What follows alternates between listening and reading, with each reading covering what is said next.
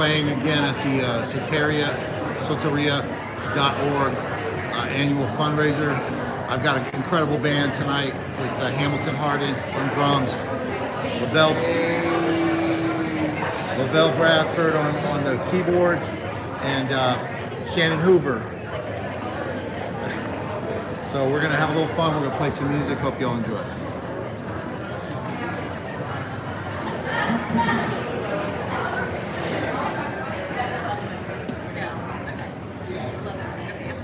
You guys are welcome to start anytime you want.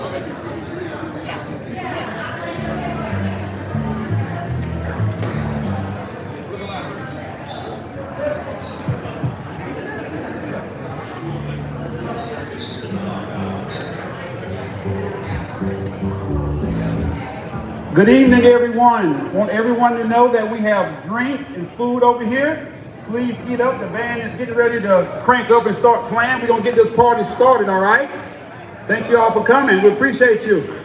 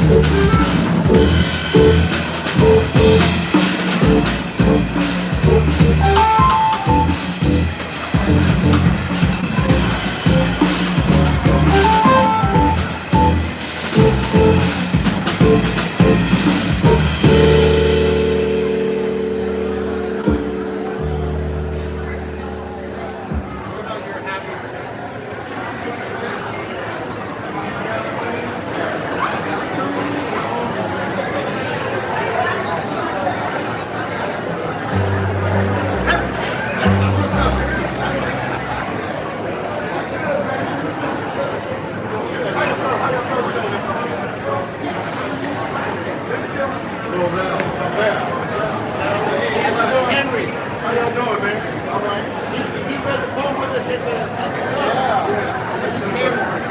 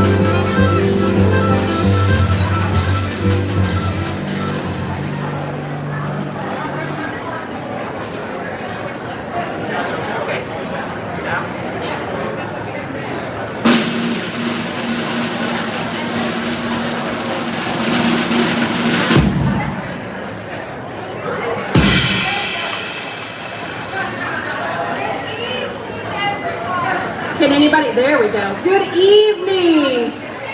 Thank you. Welcome everyone. Thank you to my diligent fans over here. Oh, hey, artists. Thank you everyone for coming out tonight to celebrate Soteria with an evening of art, sound, and story. I'm Heather Esch, the board chair, serving this year, and we are honored and grateful to have you. We have a wonderful evening planned for you tonight. There's original artwork up for raffle throughout the room, specifically to my left and right. Prints of select pieces are also available for purchase, and they're displayed by the entrance where you came in.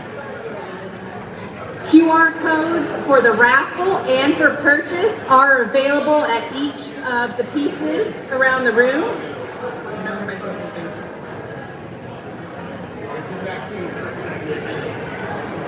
Miss Polly, our accountant, is at the front desk also taking donations. I want to give a special welcome and thank you to our naming sponsor, Samaritan Biologics and Channing Cole. And thank you for all of the sponsors who made this evening possible. We're actually going to hear a few words from Shannon Hoover from Samaritan Biologics.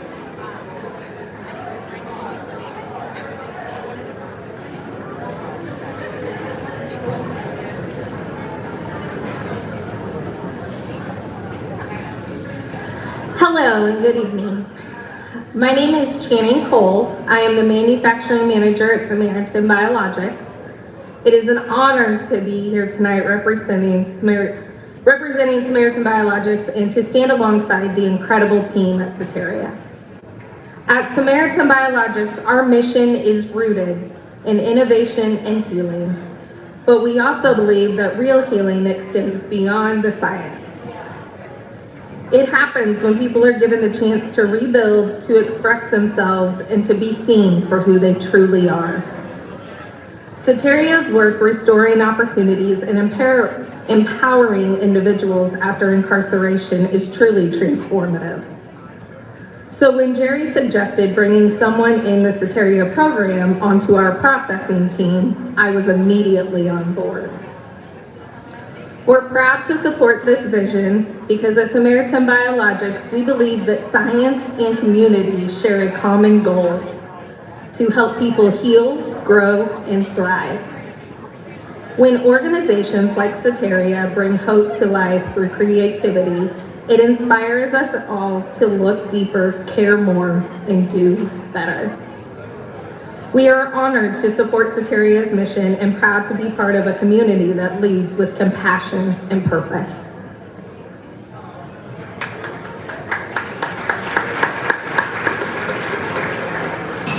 I'll now welcome Park National Bank.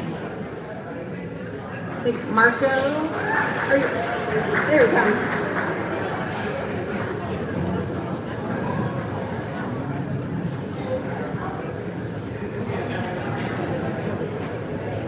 Thank you very much. My first time here, and it looks like a great party already, so that's awesome. First I'd like to thank Jerry and the entire Soteria team for this wonderful event. My name is Marko Huttunen. I'm here with a couple of my co-workers. They're on that table. Hello. Yeah. And we are representing Park National Bank. Park National Bank is a community bank that focuses on a personalized local approach to service. The bank is headquartered in Newark, Ohio, where it started its operation, operations in 1908. So we've seen some good times, bad times, and in between. I was born right after that, so I almost remember that. Park National Bank operates now across Ohio, Kentucky, and North and South Carolina. And we offer a wide range of personal and business banking products, services, checking accounts, online banking, all that good stuff. But it is really an honor to be here tonight, surrounded by so many passionate individuals who share the commitment to Soteria. We gather here tonight not just as guests of this gala, but as partners in a vital mission. The work done by Soteria, from housing and education to employment and advocacy, is making a tangible difference in our community every single day. I had the privilege of seeing your impact actually firsthand when I was asked to volunteer and teach at the financial literacy class for the Soteria Men's House.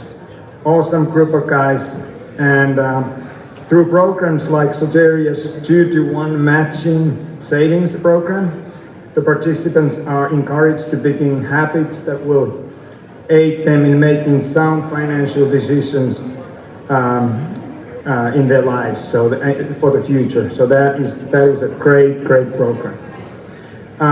Park National Bank is very proud to contribute to this incredible organization, and we encourage everyone here tonight to give generously, yes, ensuring that Soteria can continue your transformative work.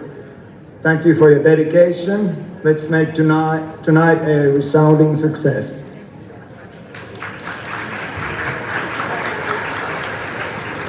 And next, a longtime friend of Soteria, Karen Fountain.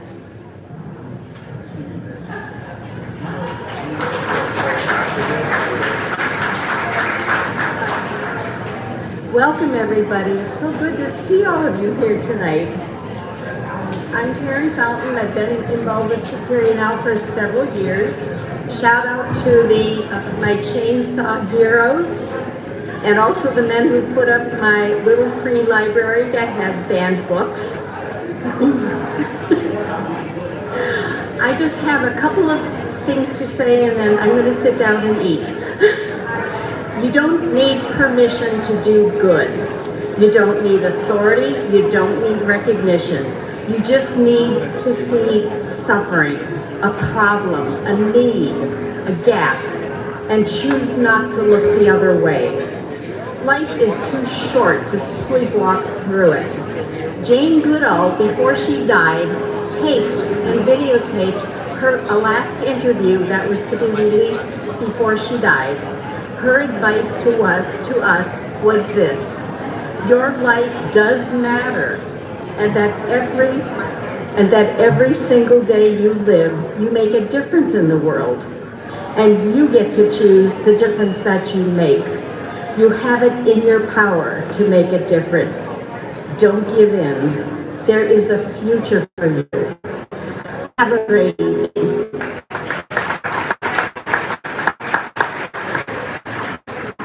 If everyone could please make their way to a seat, we're going to share a short video with you that highlights the good work of Soteria. We promise the food and bar will still be there.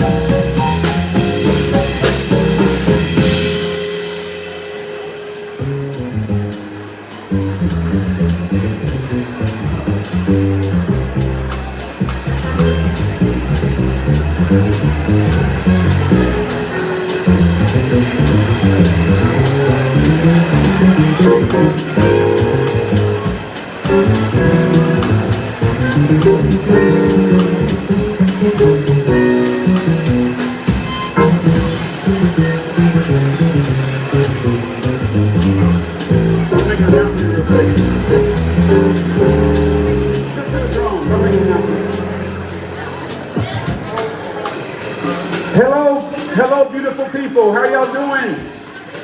No, y'all can do better than that. Hello, beautiful people. How y'all doing? Okay, so we're running a little bit behind because the food line is very long, and I'm afraid if I tell you to sit down, y'all gonna eat me. So, in about 2 minutes, we're gonna start a video, and we need everybody to sit down. And so I promise you, as soon as the stories are over, we will let you get back up to get some food and drink, okay? But you need to hear these stories, all right? So 2 minutes, all right?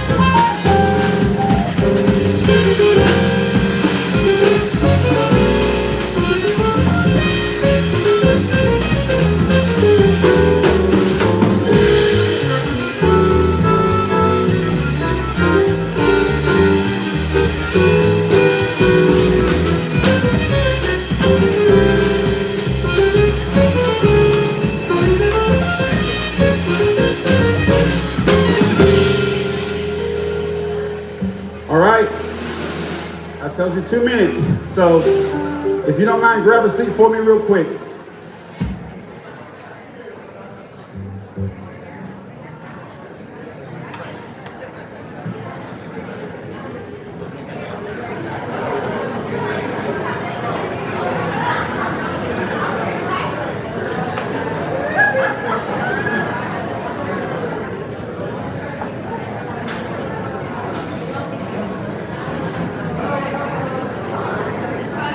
All right, ladies and gentlemen, I need some quiet real quick.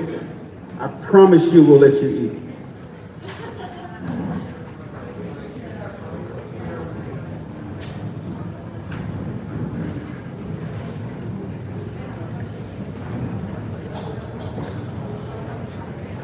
So this is the portion of our program where we're going to have some storytelling, and we have 4 of our residents whom we call interns. They will be sharing their stories, but at first we have a short video presentation. So if we can have your attention, that would be greatly appreciated. Thank you so much. At Soteria, we believe every person carries a story worth telling. Stories of hardship, of resilience, of new beginnings. Too often, these voices are silenced by stigma.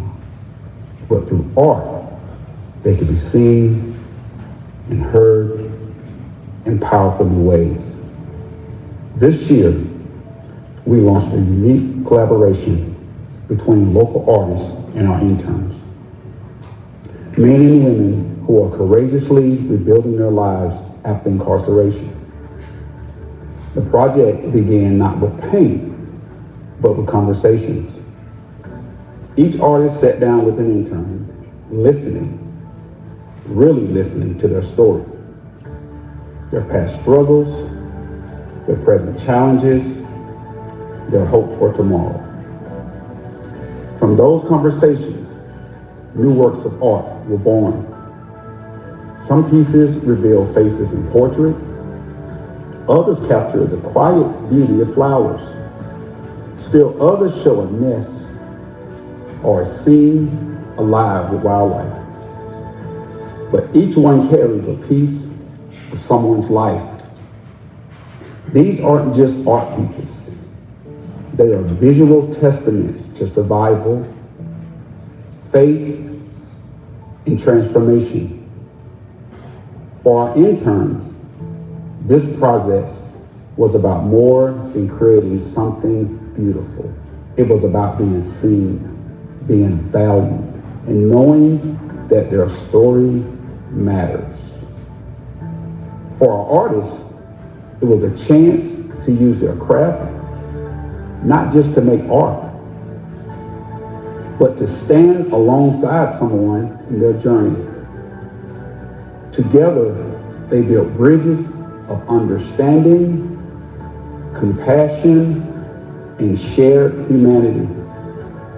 These collaborations remind us that behind every statistic about incarceration or reentry, there is a person.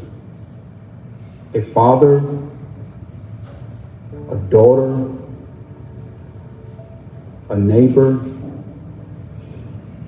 a mother, someone who still dreams, someone who still creates, someone striving for a better future. At Soteria, this is the heart of our mission, to empower individuals with the tools they need, not only to re-enter society, but to thrive in it. Art has the power to heal, to restore dignity, and to spark transformation. And when creativity meets compassion, incredible things happen. Not just for the person holding a paintbrush, but for all of us. Tonight, we invite you to experience these stories for yourself. 4 interns, 4 artists, 4 works of art, 4 bonds forged.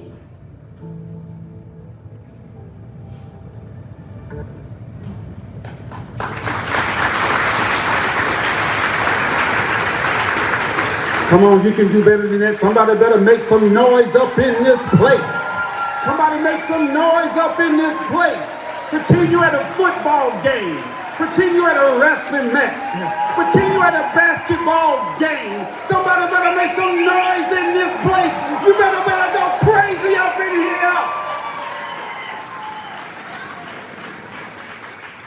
Y'all, we're talking about lives. We're not talking about a pigskin. We're talking about lives. We're talking about transformation. We're talking about mothers coming home to their children and fathers coming home to their community. Soteria! Soteria! That was beautiful. Tonight we're going to hear from 4 interns, their stories of resilience and transformation. Both prints and raffles are available for each of these pieces of art. There are QR codes. The 4 stories that you just heard, these are the 4 pieces that are here. As soon as the interns are finished sharing their stories, these pieces will be raffled. So if you're looking at one of these pieces, if you were touched by the stories, these are the 4 pieces. And at the end of the night, we'll draw the rest of the raffle. So thank you all for coming. Before I bring them up, y'all, right now in America, there are 2.3 million people incarcerated, locked up in our jails and prisons. In South Carolina, we spend over $500 million a year to incarcerate people, almost $40,000 per person. And when it costs about $28,000 or $30,000 to educate someone, that is too much money to spend on someone, and we release them and they get out with no skills, no jobs, nothing.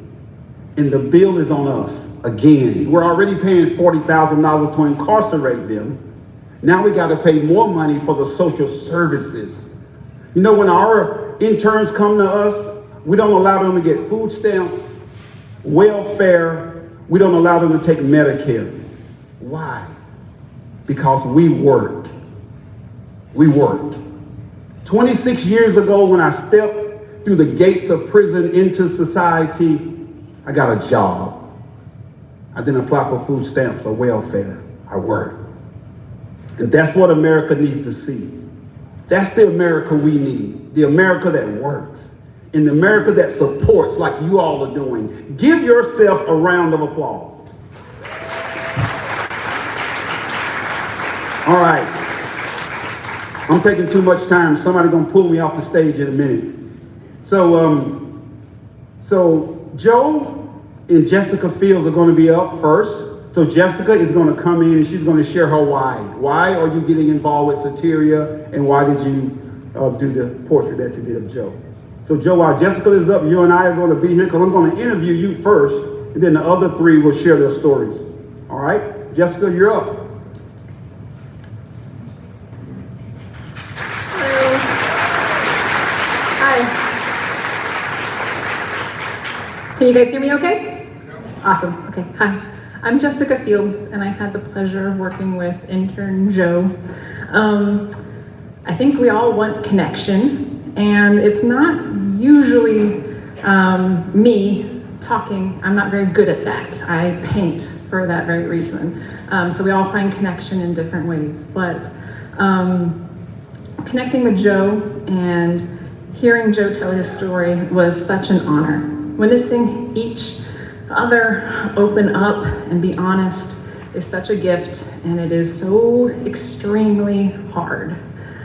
It's hard with our spouses, and it's hard with our friends, and it's incredibly hard with strangers. But there is a ripple effect when we share our stories, and in this piece here, I wanted to show Joe's courage and his forward-looking nature, because those are the things that Joe helped me to put into focus in my own life.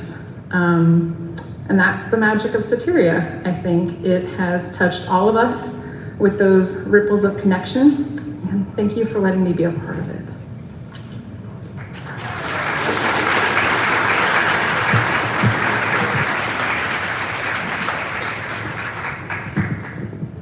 So I'm going to take some executive director privilege right now. Those of you who hadn't eaten, if you could quietly, while Joe and I are interviewing, please get some food or drink or whatever. I don't mind you doing that, but I want everybody to have a good time, okay? Thank you so much. Hey, Joe. So 53% of children who grew up in households where a parent abused drugs later struggle with substance abuse themselves. Can you tell us about your childhood? My name is Joe. I was born in New Jersey to Italian parents. You know, I grew up in a middle to upper class family. Well, my family was well off. My father was a commercial contractor. We We didn't really want for anything. But all that didn't matter. My mother was an alcoholic. My father was a drug addict. He loved us unconditionally. And we could do no wrong. But me and my brothers and my sister, we were the bad kids, you know. Having parents that were addicts, we didn't stand a chance. We all got addicted to one drug or another. Some of us were alcoholics. I was second born between my parents. I have an older sister and two younger brothers. One of them has passed due to an overdose. I have other brothers and sisters outside of the marriage that one has passed and two are estranged.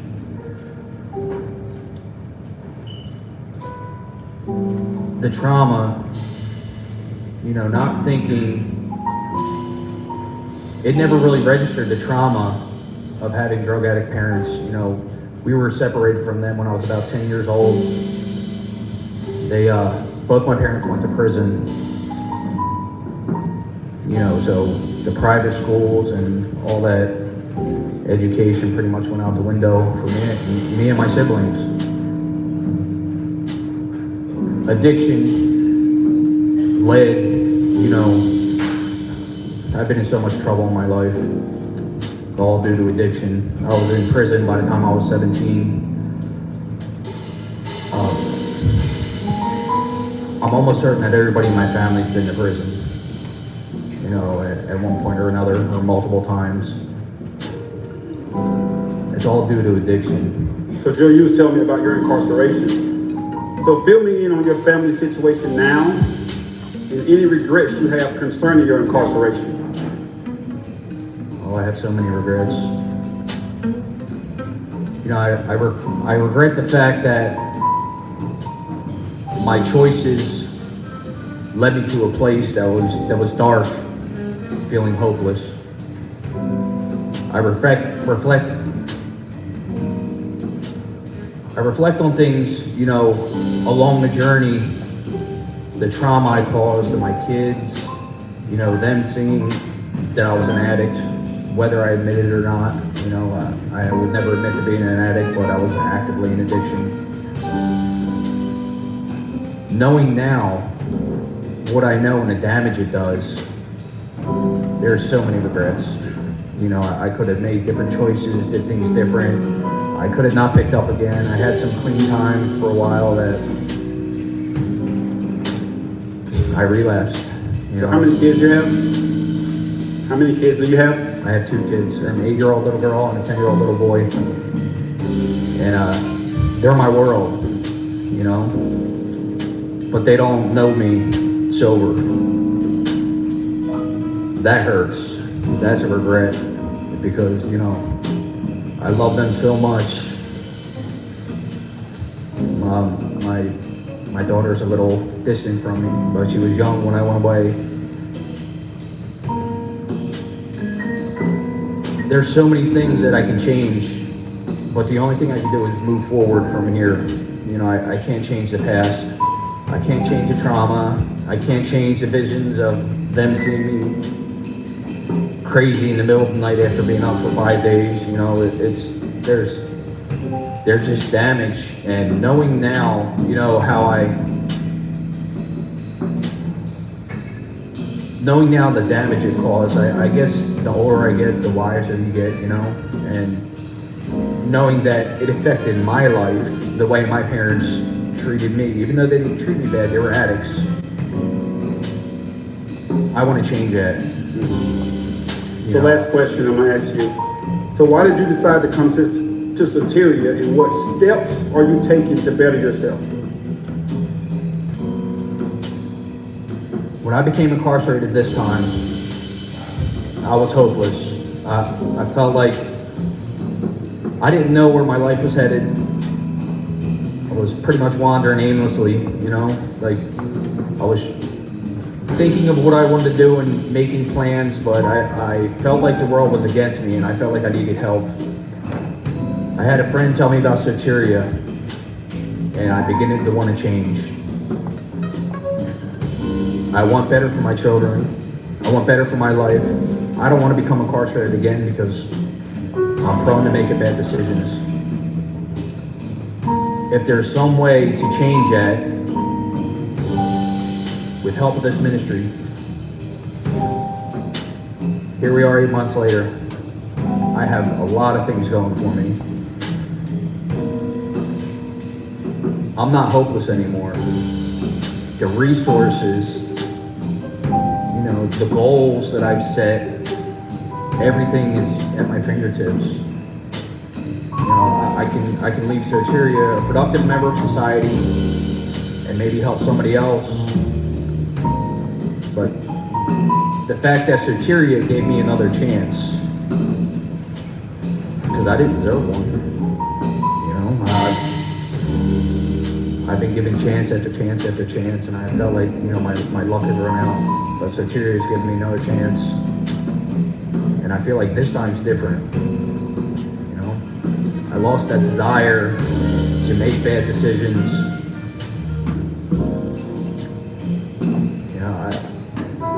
I follow what other people suggest, because sometimes I don't know. And it's hard being a man, just not knowing things. I feel like I can fix anything. But some things, you just can't fix, and it takes the help of a community. And that's what's working for me. There's many things going on, There's many things that I can prosper from this journey. So all that was an experience, and that built me into who I am today. And with Soteria's help, I'm going to use it all to my advantage. Thank you, Joe. Thank you.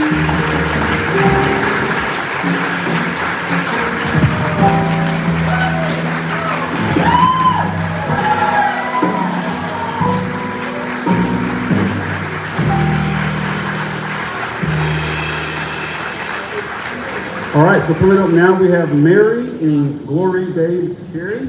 So Glory, we're going to have you come up and with Mary, and we'll allow Mary to share her story once you give your why.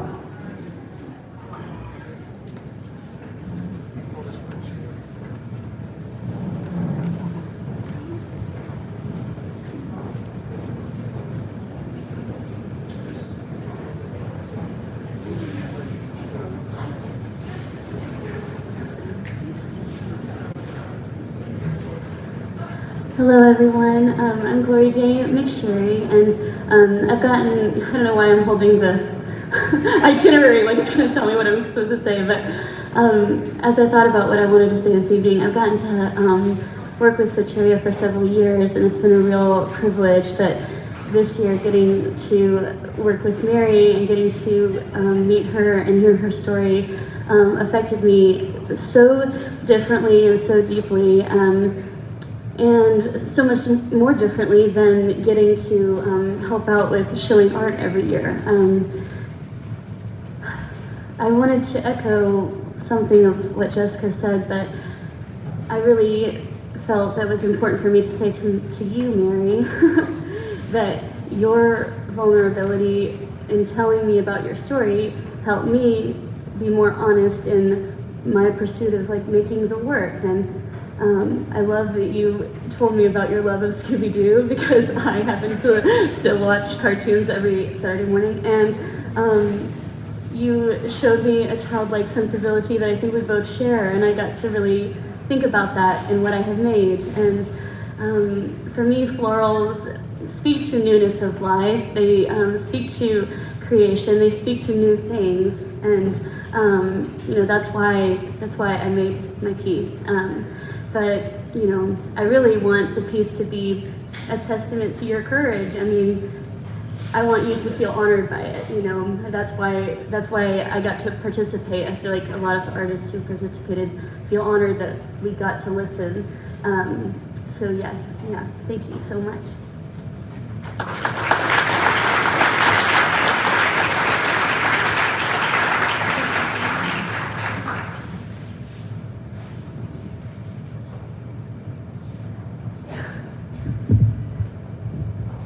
Miss Crystal, come on.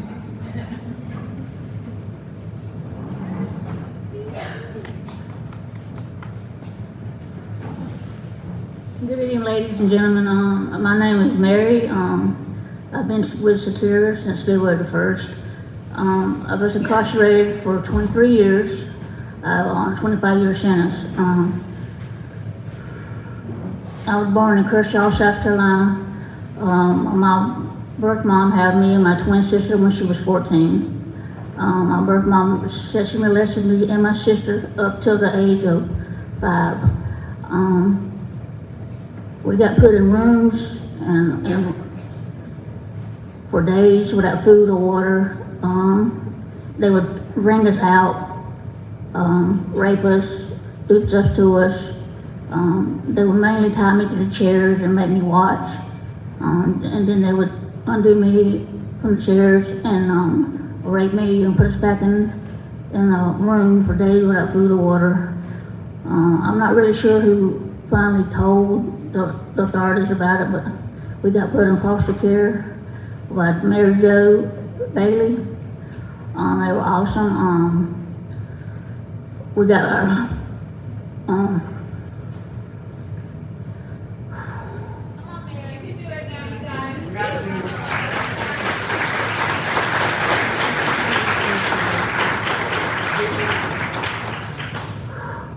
Let the witness heal you. We love you, Mary.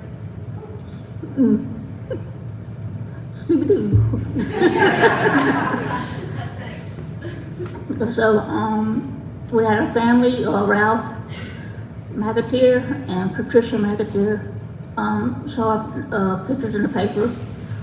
Said they would come get us every weekend to go to their house to stay for the weekends. I've never seen a house that big. I remember, like, probably the second weekend we were there, I had to use the restroom, and I went outside. And they said, "Why are you going outside?" I said, "Because that's where I go to the bathroom."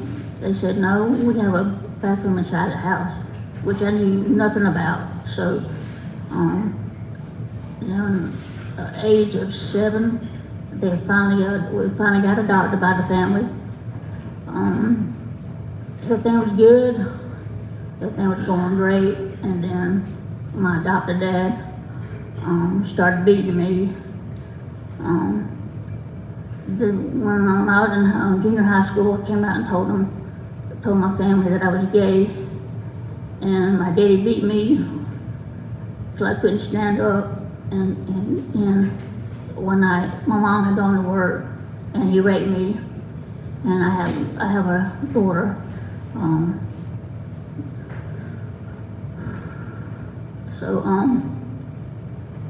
After the rape happened, I told my mom about it, and she told me I was lying. I was gonna be everything. I was gonna be just like my birth mom. She didn't abuse me. She mentally abused me. So I moved out, moved in my own home, and then her and my dad got divorced. So she called me to move back home with her. So I sold my house and moved back in with my mom, and mental abuse kept going and going. So one night I snapped, and the next morning I got up and set fire to the house while she was in it, and I left. So they did tell me she could get out, but she decided not to get out. I just remember the night before it happened, she looked at me and said, "I wish you would just die." And that's when I snapped. And I got a 25-year sentence, first-degree murder, first-degree grand arson. And they did drop it down to manslaughter, first-degree manslaughter. So I did 23 years out of my 25. I found out about Soteria through a friend of mine that was already at the house. Miss Crystal interviewed me on the phone, and I waited and waited, and I kept asking my counselor, "Oh, do you know if I got accepted? Do you know if I got accepted?" And I was thinking, no, she's not accepting me because she knows I'm gay, because it was a Christian-based house. But I finally got the letter, and the day she come pick me up, the spirit she had outside in that parking lot You know, it was just amazing. She opened me with open arms. The girls at the house greeted me like they knew me all their life. And since being at Soteria, I've got a job at Grill March, downtown Greenville. I've got 3 raises since I've been there, and I've been there almost 7 months.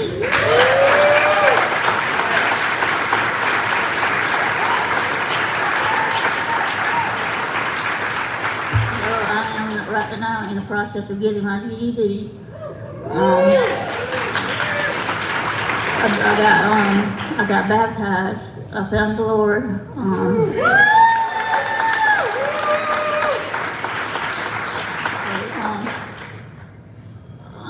I remember when I got to the house, Miss Crystal said, "One day I'm gonna get you in pink, Mary." And I said, "No, ma'am, you are not."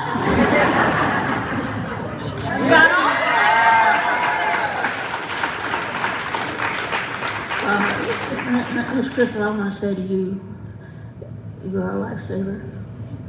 You saved me and got me out of a dark hole that I didn't think I'd ever get out of. I still fight. You know I do. I love you. I love you too. So much.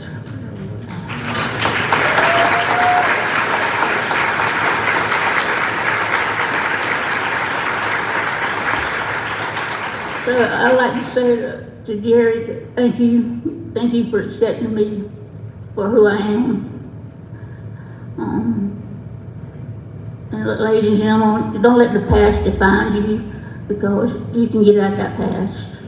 And know that people bring you down and say you ain't nothing, because I'm the proof you are somebody. Thank you.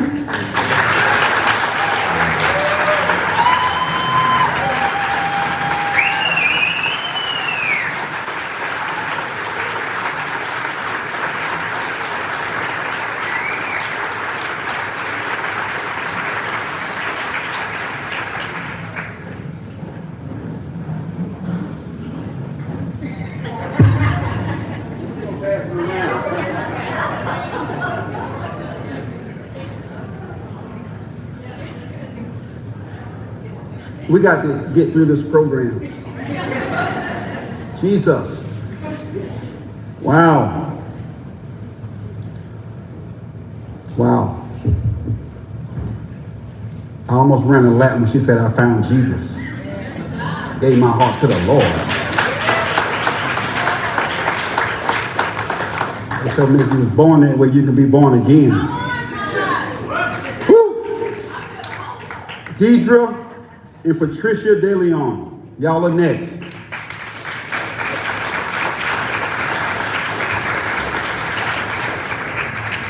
Wow, that was so beautiful. I'm honored to be here tonight. I'm Patricia De Leon Alfonso. I'm an artist based in Greenville. I don't speak very often in front of this many people, so I'm gonna read. My painting over here entitled Sanctuary is my response to a beautiful afternoon that I shared with Deidre Hall, an intern at Soteria. A few days after our meeting, I was walking to my studio in North Main, and what I saw on my path that day was a bird's nest that had been blown out of its tree by the wind. As I walked towards it, I felt so deeply that this was the perfect way in which to express what I had felt when Deidre and I sat together. The nest as home, the nest as a delicate receptacle for a young life and family, and ultimately a sign of a symbol of resilience and hope.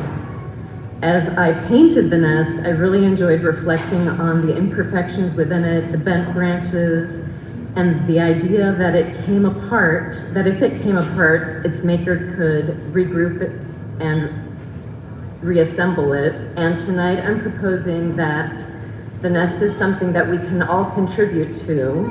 In fact, I'm seeing us tonight as collaborators with enough grasses and mosses and twigs and maybe even a little mud to help rebuild and reinforce all of the nests and all of the lives that are here with us tonight and those many to come.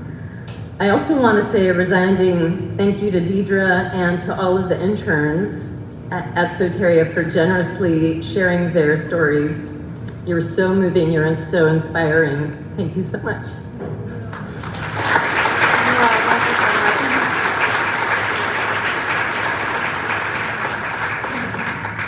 I'm a little nervous. Hello, I'm Deidre Hill. I grew up in a middle class family also. We weren't rich, we weren't poor. I was in baton twirling, cheerleading, anything I could do. My parents worked very hard, but weren't home very often. My brother was my best friend, my go-to. I had no other siblings. He was 6 years older than me. He was my protector. In 2004, Christmas Eve, my mom had told me that my brother overdosed and passed away. That was my first tragedy. After that, I slowly started drinking, you know, turning to anything that would help me fill that void.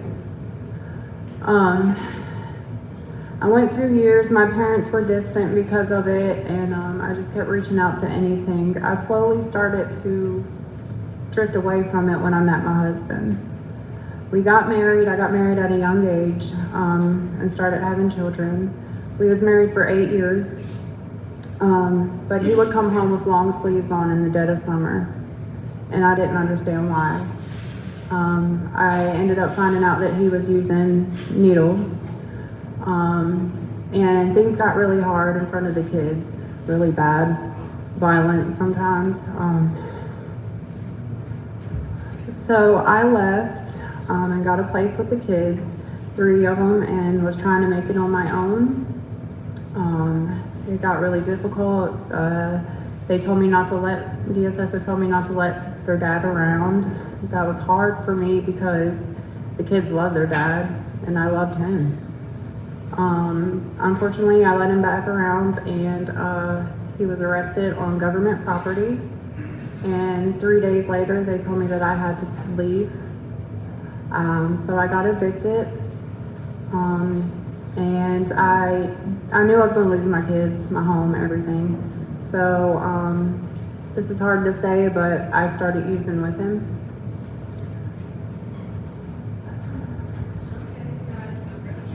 Because I felt hopeless. I just felt like, you know, what's the use? I don't have nobody or anything to turn to. So I lost my children. They told me that it would be an open adoption. My family took them, my aunt took them for 2 weeks, and then she told me she couldn't do it anymore. She was too sick, but was out drinking in the bars a couple weeks later. So I just felt like everybody had turned their back on me, and then I found out it was closed adoption. I couldn't see them, I couldn't hear about them, and so it was painful.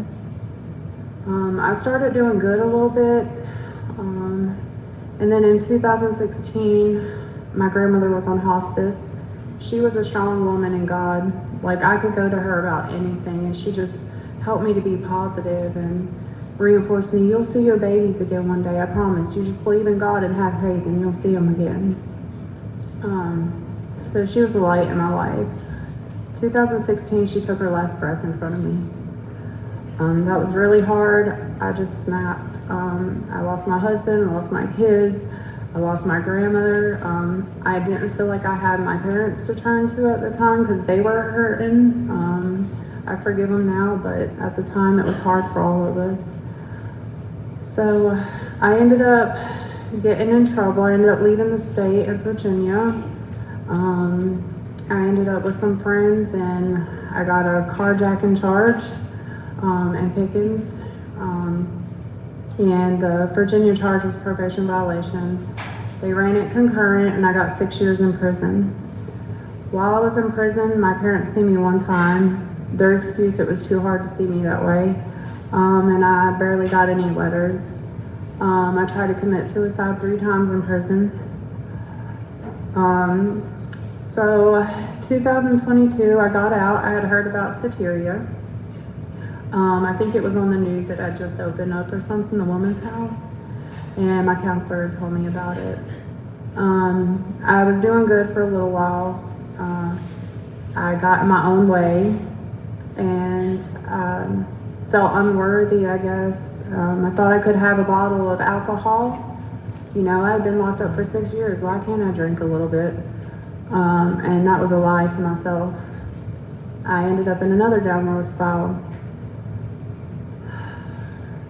I ended up at Soteria office. I don't remember much besides Miss Denise Narcan me. And that's when I knew that I needed help. And Jerry and them knew I needed help. They took the time to care about me. They took the time to not give up on me. They sent me out of state. For the first time ever, I got to rehab. And I've been clean ever since. Since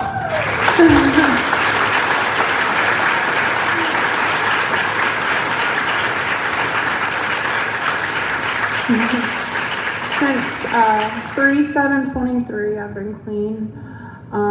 During the process, I did meet somebody. He was sober. He did AA meetings. He had been clean for a very long time. So I thought it was going to be different. I didn't think I could have any more kids. I got pregnant. And he ended up starting to drink again, and I knew I didn't want to make the same mistakes that I had made before. And so I left him, and a week later he had overdosed and passed away.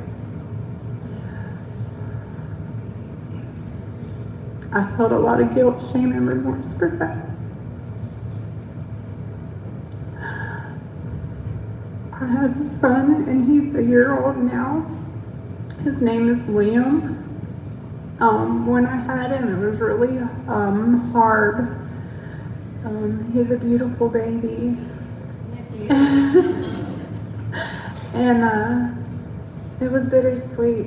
God gave me a second chance, I feel like, to be a mom, to do it right this time. And Soteria gave me a second chance. They didn't give up on me. I'm here, I'm sober, I've found God, I have a relationship with God. I don't need nothing but God and my son and people behind me.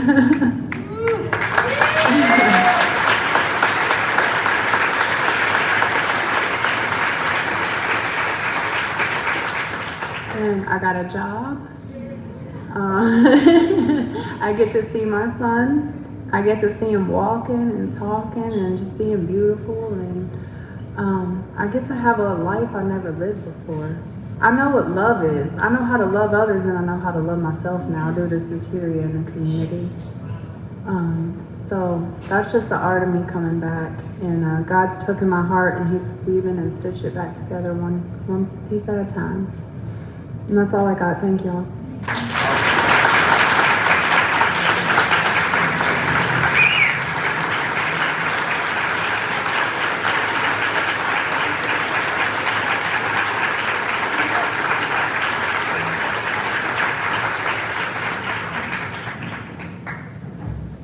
Gets better and better. So our last pair is Chris and Joseph Bradley. Chris, yeah, hard act to follow, boy. All right, it's on you.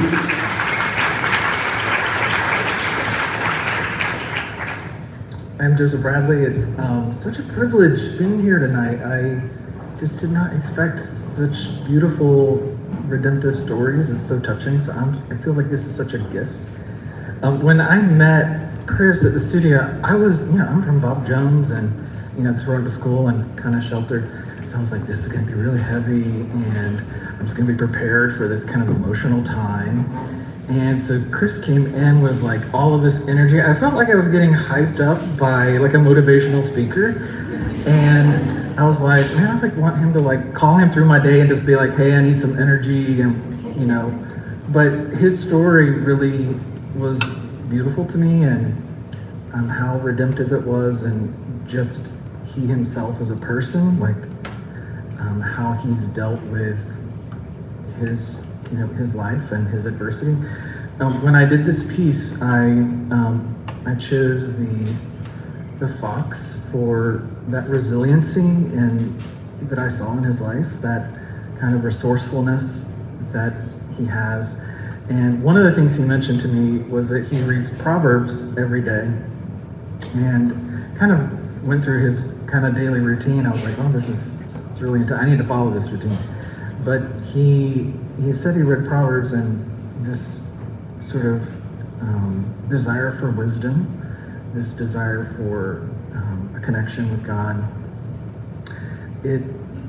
I had just gone through reading the Old Testament myself, and just understanding that, wisdom is to be prized above, all riches, all that we have here, and to recognize that he sees that. It was it had a big impression on me. And so I chose the owl, of course, for that kind of wisdom that comes in. I thoroughly enjoyed, getting to know you and hear your story. I thought it was fantastic. So thank you.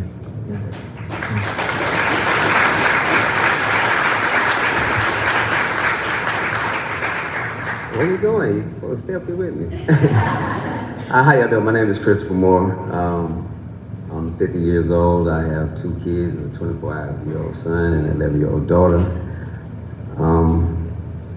I just want to acknowledge somebody out here tonight. My mother came up here tonight. Hey, Mom.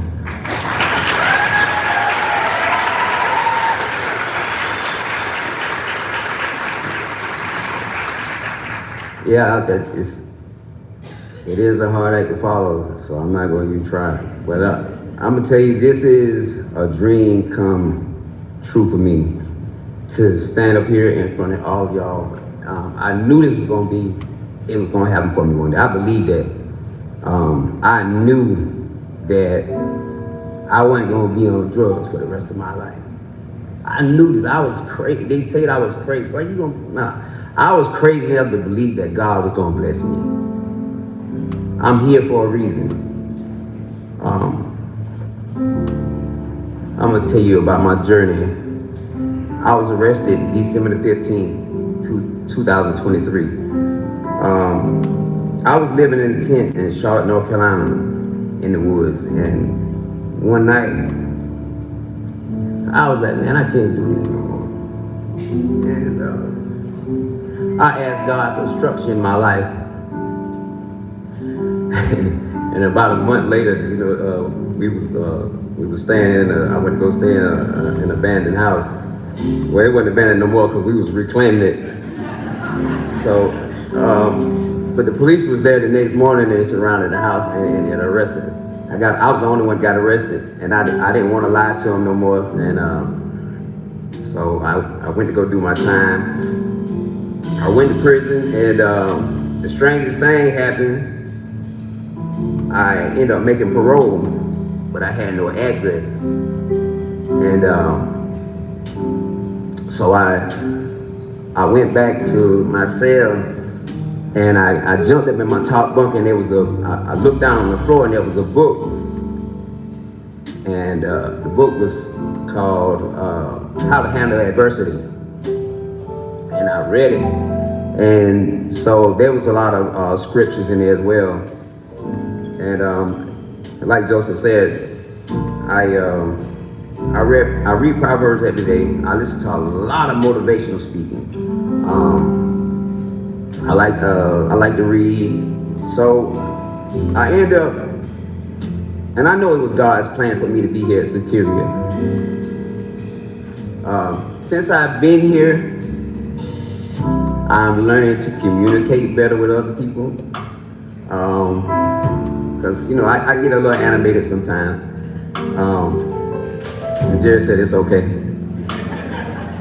And, but since I've been here, I've been working for Soteria since February the 10th. So I've been working about 8 months. This is as long as I have had a job tax-wise in over 15 years.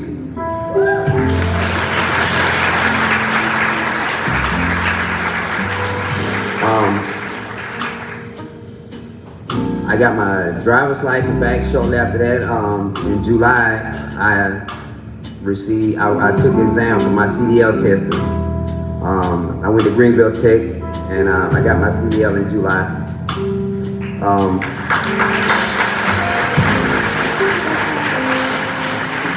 And through the midst of all that, I'm still on parole, and I just paid off my parole fees, and I finished my drug classes.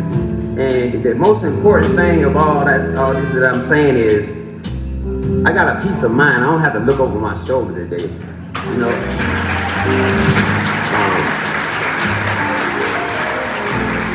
I want to thank Soteria as a whole, especially the guys in the house. We go through a lot amongst each other in the house.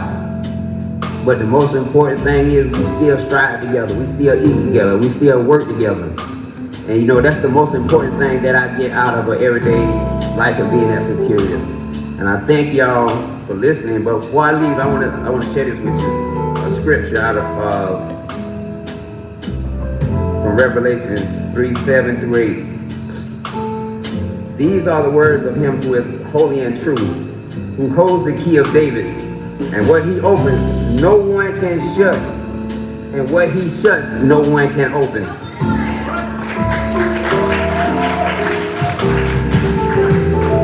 I know your deeds. See, I have placed before you an open door that no one can shut. I know that you have little strength, yet you have kept my words and had not denied my name. I thank God for blessing me, and I thank y'all for being here tonight. Thank you.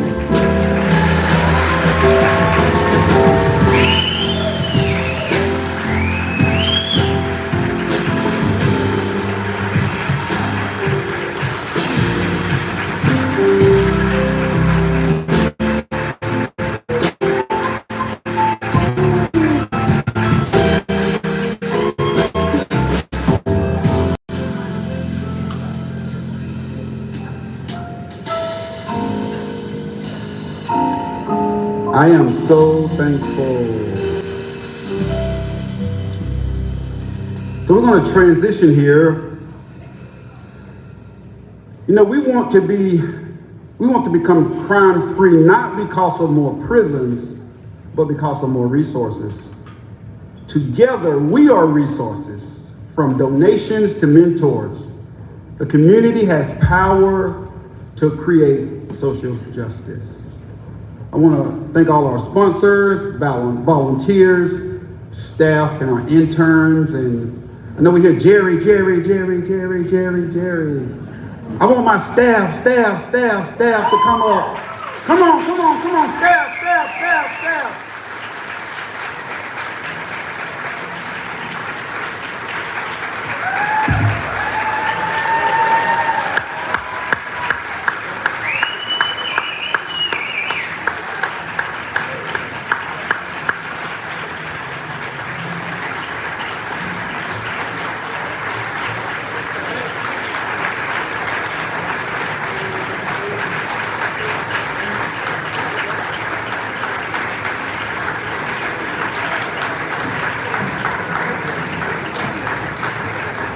I'm proud to say that we are a second chance employer as well. Over 60% of my staff is previously incarcerated. So we're very thankful for that. We believe in second chances too.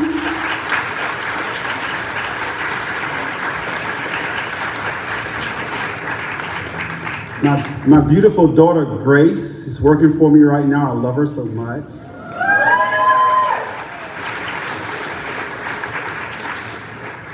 Thank y'all so much. I could not have done this without the help of you. I have no idea what went into the planning of this night.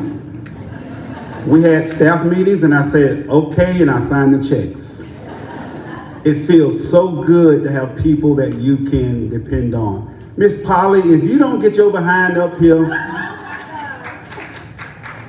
Polly is our part-time staff person that does our accounting. Girl, if you don't,